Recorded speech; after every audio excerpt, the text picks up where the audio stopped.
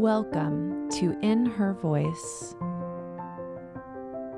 My name is Kelly Covert, and I am passionate about helping women live authentically by listening to their inner voice.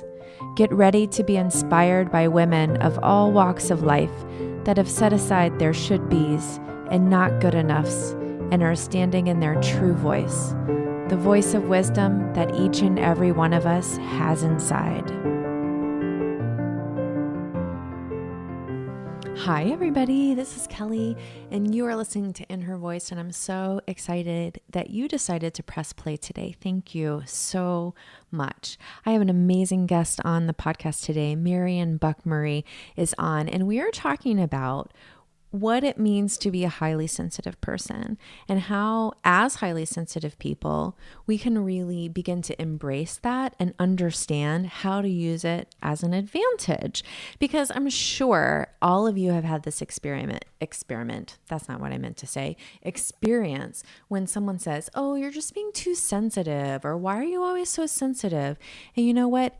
We make it to be a problem. Well, here's the thing. It does not have to be a problem.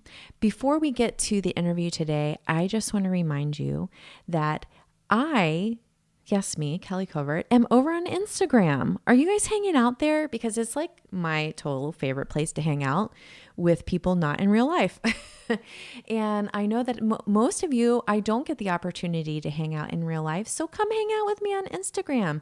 I'm always doing stories and sharing whatever comes up for me in the moment. And I'm real and raw in my stories. And then I have like lovely posts where I'm made up and looking beautiful all the time. So you get all the aspects of me, which I love. And one of my favorite things is to hear from you guys through the direct messages. So if you're watching a video, if you're watching one of my stories and something really resonates with you, or you have a question, shoot me a message. Let's connect over there. You can find me at Instagram/KellyJCovert. So let's get together. Now, let me tell you a little bit about Marian.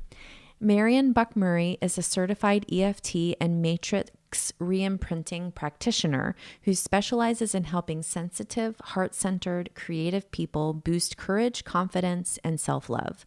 She is the creator of the 3-step Tame Your Inner Critic with EFT method and the Sensitivity is Your Superpower program. With an emphasis on holistic methods, Marian successfully overcame decades of autoimmune illness, cardiac surgery, traumatic stress, and limiting self-doubt. Inspired by her transformational experience, she was guided to assist others in their own transformations.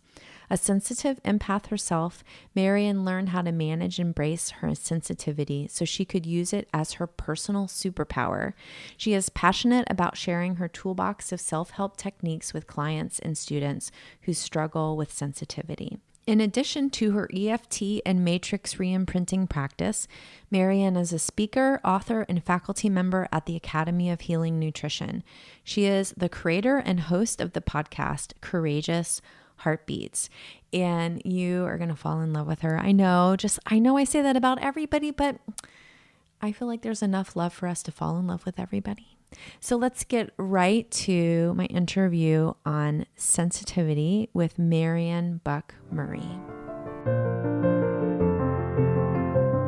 Marian, thank you so much for being here with us today on In Her Voice. I'm really happy to be here. I love the inner voice. Oh, yes. Both your podcast and also just really, just your podcast, In Her Voice, and also the inner voice. So. All of it. Yes. Well, I feel that connection, that we're kindred spirits in that way. And I'm so excited to dive into your area of expertise, which is really about how we can start to understand what it means to be a sensitive person, understand our sensitivity, and understand that it's not a fault or something wrong with us. Because, in fact, let's just start there, because I think that is a place, especially for women, that we kind of associate with something that is wrong with us. Do you find that a lot in your work? Yes, absolutely. In fact, if you think of what we hear, don't be too sensitive, or you're too sensitive, or, toughen up or get a thicker skin. All of those things are heard, not just for women, for men as well. As well, probably more for men, Right. aren't allowed to show their sensitivity. But it's just this thing where it's really looked at as something that's weak and something that has to be hidden and something that's embarrassing. And especially when it comes to emotions, sensitive people tend to be more in tune with their sensitive side. And so there's a really big struggle. And especially in business, I find, people who are really trying to do the tough thing and all of that, and then really pushing their sensitivity to the background, and that can really hurt in many ways. So let's just do a little defining if we can. When you talk about sensitivity, what do you mean by that? Well, I mean, and it comes, there's definitely a spectrum, but to me and what I see in my practice, sensitivity is really, and supposedly they're about 20% of the population is what you call highly sensitive. And sensitivity is when, you're in a room and maybe you're feeling what other people are feeling, or not necessarily always feeling, but picking up on just different things, picking up on different people's opinions and caring a lot about them in terms of taking it on and feeling like you have to please a lot of people. Uh, Sensitivity to smell, to touch, to just, toxins, allergies. There are many, many things that can come up if a person is sensitive, because the sensitivity is really picking up um, everything in the environment on a different level than maybe somebody who doesn't have that sensitivity. Mm. And so it can come, it can cause problems, obviously, because if you think of a flower that's beautifully, delicate, and there's pollution or something around it in the air or something happening, that flower is going to get damaged more easily than a flower that's, say, tougher. And so with sensitivity, I think that's where it gets its bad name, because it just needs to be cared for in a different way. I love that. I love that analogy of the flower because that's really visual. It really makes you understand the beauty and the fragility at the same time. And I'd love for you to talk a little bit about your own experience of discovering. I don't even know, do we discover that we're sensitive people? I mean, like how did that work for you, and how generally do we realize that we might be a highly sensitive person? I think that's a very interesting question, because to tell you the truth, um, I have been an EFT practitioner for a number of years, and I started to notice that most of my clients are very sensitive. And so I just began figuring out ways to work in one day with them. And then one day, maybe 2 years ago, I don't know when it was exactly, but I just began to realize, like, oh, wait, I'm that person.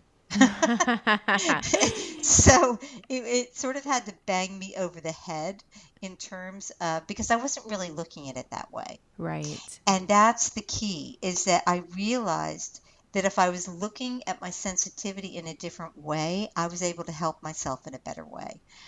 Because before I was just sort of putting it off to, oh, my emotions are too much, or my anxiety, or maybe I shouldn't be so sensitive to that.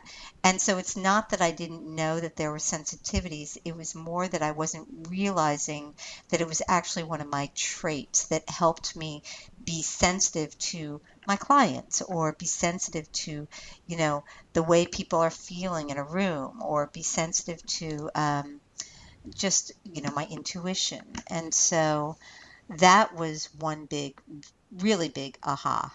Yeah. I love that. And what are in your own life and in the clients that you work with, what are some of the struggles that you see that a sensitive person has? You know, what are, because I feel that let me be clear, I'm going to have a follow-up question to this because I think there's also a lot of strengths, but where do you see the struggles pop up? Yes, the struggles. Well, in my case, what really, really happened was that when I was a teenager, around 13, um, I had an older sister, about 10 years older than me, that began to have some real struggles. And she began to try to take her life. And my as a result of my sensitivity, what happened was, and it was a, interesting family situation, of course, where not everything was told to me at that point. However, I picked it all up. And I was very intuitive. And so my intuition was able to understand a lot of what was going on. And she did end up taking her life when I was 17. And that impact of just living with her, and she was a wonderful person, but I took it in my sensitivity. I took just sort of everything that was going on, and I didn't know how to deal with it. And I didn't really do anything with it except for push it all down because my intuition felt very scary because I didn't want to know what I knew. And my sensitivity to what was going on with my sister felt very scary as well, and with my family, because, it was all just, it was literally, life and death situation. And so what happened to me was that, long story short, it was definitely trauma, but I swallowed it all. And I ended up getting sick over and over again. From the time I was 10 years after my sister died, I got sick with an autoimmune illness. And then 5 years later, after, I had my first child, I had another autoimmune illness. And then I've had a couple of heart surgeries. You name it, I've had it. And I'm looking at myself like I am such a healthy person. I eat well, I exercise, I do yoga. And why am I getting sick so much? And it dawned on me one day, and this is my inner voice and my sensitivity, my heart. I was asking for answers, and it came to me like a download of just the reason why you're getting sick is because, and then I just got this download of all these metaphors that each illness had a very clear metaphor for what had happened to me in my life and how I needed to heal. And because of that inner voice that I heard that day, I got the healing that I needed to get. And I healed. I healed the trauma. I healed very much physically. And it was just amazing. And so I look at that as my sensitivity in two ways. Like, it was my sensitivity put me in a place where I took on so much of my family pain without being able to express it in the right way or process it. And my sensitivity led me to this amazing download and the beauty of just basically the poetry of my body, of the illnesses that showed me how to heal. Mm-hmm. I love that so much. I mean, I feel that our inner voice is so wise. And, it was interesting to me that you said 20% of people would be considered highly sensitive people. And I really believe that we all have an inner voice, that we all can connect to that intuition, that deep wisdom within us. And so I wonder about that number. I wonder if that's 20% of people that have developed that, who, you know what I mean? So I guess Mm-hmm. my question is it something that we can practice? Can we develop, can it become stronger for us once we recognize how powerful it is? Yes, absolutely. And that's where, once everything just became, I always think, well, it's all come together. And then then there's another thing that has to, more puzzle pieces. Right. And but strengthening intuition and strengthening sensitivity, they're kind of the same in my mind. They're the same thing in certain senses. And it's about really clearing the fog and the sort of the toxic buildup, if you will, of old programming and old fear and sadness and anything like that. And when you begin to clear that out, it's sort of like if you imagine a like a sea vegetable. If it has toxins on it, but then it begins to clear out, the flow just begins to open up and flow more clearly and just be more beautiful and have more vibrance. And so what I see is that when we clear our energy system and we then begin to sort of polish our sensitivity in terms of allowing, say, if one of your strengths is really a powerful intuition, to really allow it to be heard and use it, and use things that really allow your intuition to expand.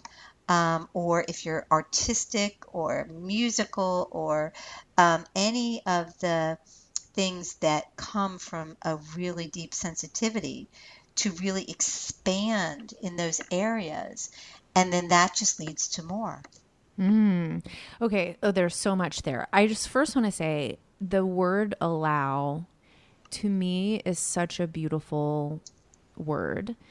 And I love that you said that when we begin to allow our intuition to blossom, when we begin to almost, it's like give ourselves permission to listen, to feel, to see more deeply, to smell like the smells, even if they're not always good smells, right? All of these things are our sensitivities. And we have to be willing to allow it. And that means, I think, taking chances, taking risks, don't you think? Yes, absolutely. And the allowing, I think that we just don't even realize that we can allow sometimes, or that it's even there. And Yeah. then when you allow, yes, you do have to take a chance. You have to, I think, be willing that sometimes you're not completely where you want to be in terms of receiving, say, nature, for example. So nature is a really great way to allow your senses to open up and to allow yourself to receive um, those deeper feelings of, wow, this is my sensitivity that's communing with nature. And so to allow that, I can hear these birds, but maybe I'm not hearing them the way that I will be able to hear them. And so that you just allow where you are in that moment and just allow it, but be open to the expansion. Yeah. Oh, that is good stuff. And it seems to me, too, that a big piece that might get in the way of that allowing, and this is something that I see a lot in the women that I work with and that I've seen in my own life and, still pops up from time to time, and that is wanting to be in control. Mm-hmm. And, it's like, if we're in control, if we can control everything, that feels very safe. It feels very, predictable. We know it's going to happen. There's no surprises. But I think also when we put that much control over our lives, we're missing out on so many experiences that can take us to a deeper place of knowing.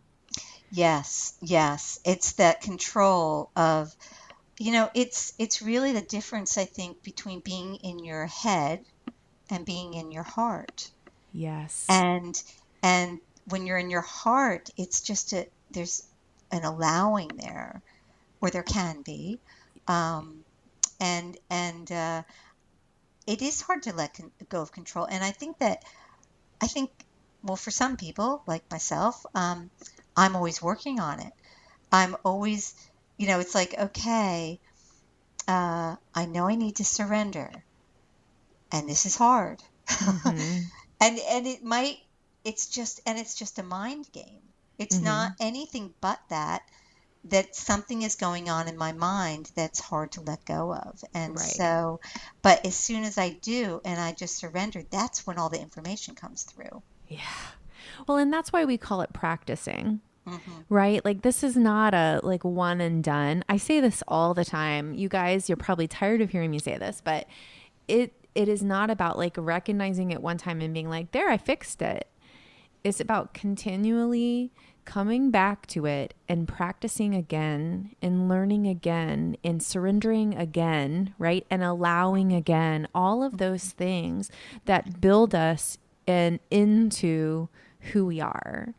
And I feel like it's our one true way to like be authentic to ourselves, is to really be open to the idea that there's always more, that the journey, the work, however you call it, is never done. Yeah, yeah.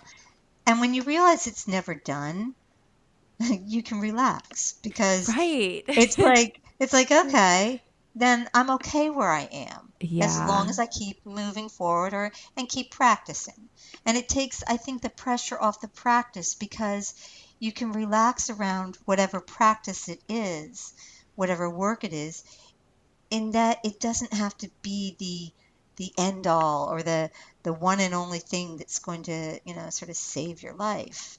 Mm-hmm. And it just becomes something like, this is how I keep myself vibrant, and this is how I continue to evolve. Yeah. Yeah. I want to go back to something that you said too. You talked about when about strengthening your sensitivity, that the first thing that you need to do is you need to clear your energy system. And I wondered if maybe you could dive into that. How do we do that? Because I think that that is definitely a critical step, right? Like before we can connect with our inner voice, before we can be in tune with our deep sensitivities, we have to clear the other stuff that gets in the way of that. Hmm. Hmm. And yes, and that is, clearing is a very, very important step. And actually, I would call it probably the second step, because the first step is to really embrace your sensitivity, Mm. and that acknowledgement of, like, even though maybe this hurts, even though maybe I don't like it, I'm a sensitive person. And and to just really acknowledge, embrace, and then after that, you can really begin to see, what do I need to clear, and get clear about what's in the way of your peace of mind, of your happiness. And so often that's going to be maybe a lot of other people's opinions that you're sort of struggling with internally. It might be a lot of emotional energy that picked up from the environment. It might be a lot of just of someone's own anxiety as a result of being around a place that might feel overstimulating. Mm-hmm. And so the first step in clearing is just really get clear about what needs to be clear. And then to use processes like meditation, for one, is very, very helpful in beginning to allow yourself to see, okay, this is my inner being, and these thoughts right here, or these opinions of other people, or even these emotions, are not me. And you can begin to separate yourself from uh, all these feelings, or anxiety, or opinions. So that's one way to help loosen it up and begin to clear. EFT tapping is another way, and EFT, the way EFT works is that it actually helps to neutralize unwanted feelings, and it can begin to help clear the energy field of things that seem to be stuck. It's very good for anxiety because it lowers the hormone cortisol, which is definitely triggered when somebody's feeling anxious. And so just by tapping on the karate chop, the side of the hand with your fingertips and breathing deeply is something that can actually begin to help lower the anxiety that is so often felt with sensitive people. Mm-hmm. Um, I love EFT, and for those of you who don't know, EFT stands for Emotional Freedom Technique, and it involves tapping on a series of specific locations on your body as you speak out. Number one, the thing that is causing anxiety, and then number two, that you completely love yourself. mhm. And there's a whole technique, and I'm sure that you take your clients through that. And it's cool the way practitioners do it because they sort of show you where to tap, and then you repeat the phrase that you're working on with them. But it is amazing to me how it works. And I have to be honest with you, the first couple of times I did it, I was like, this is so weird. It's so crazy. Why is this working? And then I was like, I don't even care why it works. Like, I don't even need to know the answer because all Right. I know is that it does. It does work. It does work. And it's based on acupuncture. And so it's really tapping into certain meridian, access points. Right. And Mm-hmm. so but that's a good question. Like, why does it actually work? And that is, I don't know if that's ever actually been completely described in a way that makes sense. But I mean, there's lots of things that are said about it, and lots of things that it does. But why does tapping actually help you feel better? Yeah. Mm-hmm. Yeah. And here's the thing, you guys, just because you don't know how it works, and this is hard for certain kinds of personalities to say, I don't understand why this works, but I'm still going to do it because I know it works. Like, I get it that can be challenging, but that shouldn't keep you from trying. For the longest time, I didn't think that meditation was worth it. And I actually called it a bunch of different things. I would call it like my quiet time. I had like a real problem with the word for some reason. And finally, I just had to recognize, like, I don't really understand it, but all I know is that it's working and that it's a good tool for me to use. And so that's why we want to encourage you to try these different tools. Try EFT, try meditation, try journaling, whatever is going to help you get clear.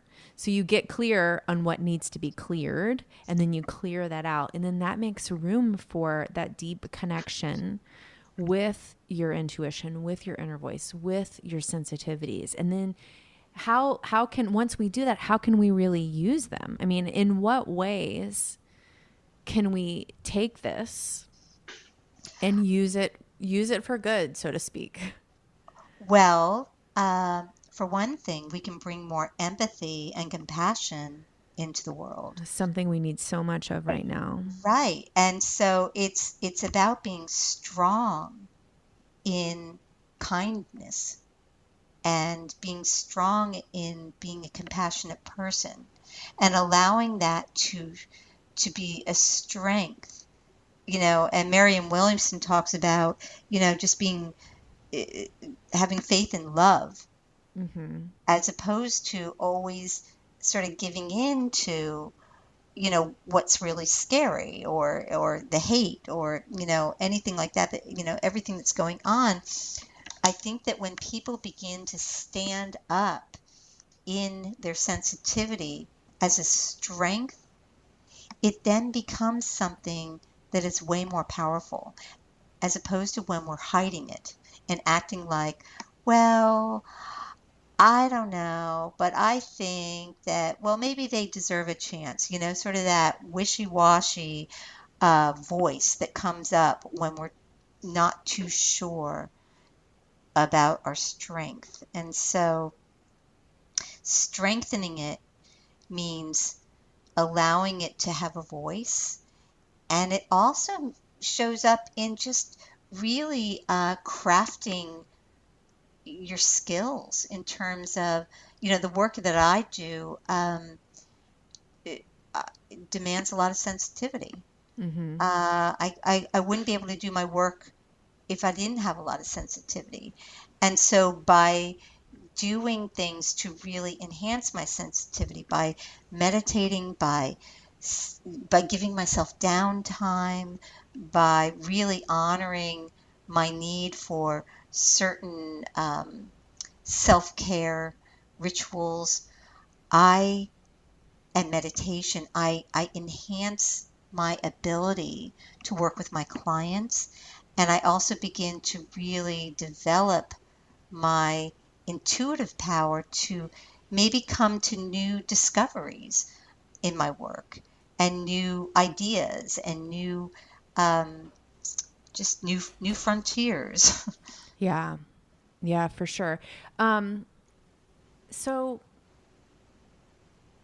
one of the things that this brings up for me is this idea that sometimes when we see something like this, like sensitivity as being something that we want to hide, something that we don't want to share with people, that we don't want to give voice to, that's an area where we might be diving into some perfectionism. Mhm. Because things need to look a certain way, or we think things need to look a certain way. And so I just wanted to highlight that because perfectionism, as my listeners know, it's something that I have worked through myself. I consider myself to be a recovering perfectionist, but this is another way that it can creep in and that it can hold you back from really using your gifts.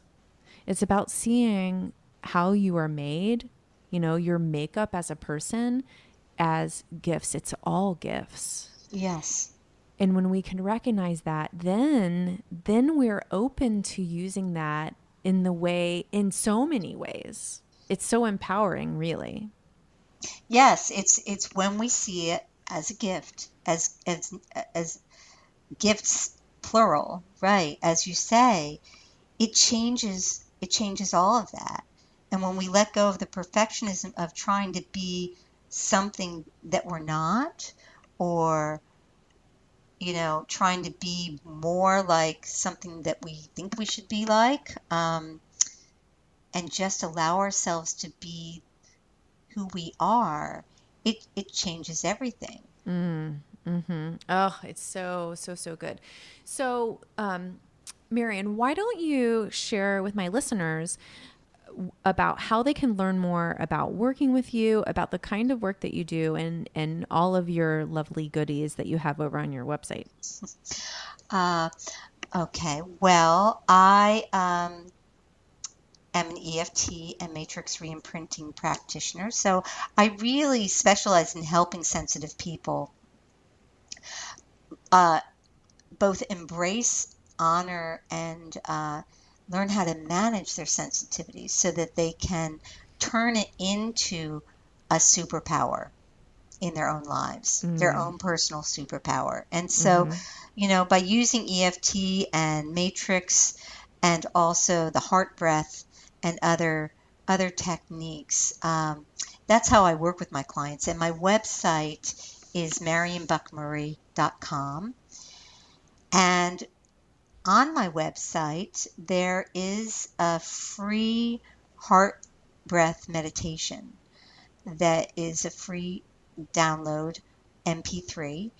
And the heart breath meditation it's just like a beautiful way to honor your heart and drop out of that overly busy, critical, perfectionist mind Mm, into the true wisdom that lies in your heart. And so I have that free on my website. That sounds lovely. I will link to all of those things on the show notes page and also right on your podcast app. So if you want to go, I'll push a link to that meditation. You can click on it and go right there and download it. So you can have that. And that's just another tool that we have in our pocket to connect with our inner voice, to connect with that deep sensitivity and really begin to see all of those things as gifts that we have been given. Oh, so good, Marian. So I want to ask you my final question that I always love asking my guests because I think it's so interesting to see what people say. And that is, in your life right now, what is your inner voice saying to you? In this very moment, if I tune in and I listen to my inner voice and the sunshine is coming in through the window, my inner voice is telling me to go outside and take a walk. Yeah, I love that. And it's as simple as that, you guys. It's about staying connected. It's about being open. It's about allowing, right? Oh, what a great word. I feel like that is the theme of this interview today. Just allow it, and honor it, and give yourself the tools that you need to take care of yourself, to recharge, and to be connected as much as you can be connected. Yes. Oh, Marian, thank you so much for this wonderful conversation today. I just want to take this moment to honor you and your deep wisdom and your voice, your physical voice, and also your inner voice. And I'm so grateful that you allow in your life and that you listen and that you make room for your amazing gifts. Thank you, Kelly, and I'm very grateful for your show. Oh, my pleasure. We'll talk soon. Okay, you guys, my favorite thing that Marian had to say, there's so many good things, but my favorite thing was really this idea of embracing our sensitivity, like honoring who we are. We do not have to be someone different than who we are for any reason. All we have to do is be who we are. And the challenge in that is giving ourselves permission to be who we are and to feeling okay with being who we are. And it's a process, it's part of our work as being human. But the more we can be who we are and the more we can embrace all of that, our sensitivities, the things that we're not most proud of, all of it, the more we can be who we are, the happier we're going to be, the more joy we're going to have in our lives, and the more fulfilled we are going to feel. And don't we all want that? Yeah, that's what it's all about. So I would love to hear your comments on the episode today. And you know what? One of the best ways to let me know what's going on with you is to connect with me over on Instagram, just like I was saying earlier in the podcast. So make sure you connect with me there. The link is in the show notes and also right in the podcast app, which you're listening to. So you can go find me and follow and shoot me a message. Let me know how you are. Let me know how you're loving the podcast. So, just a quick reminder, you are so beautiful. You are so amazing right now, exactly as you are in this moment. I honor you for all that you have inside of you, for all that you have been, and all that you will become, and all that you are right now. You are worthy.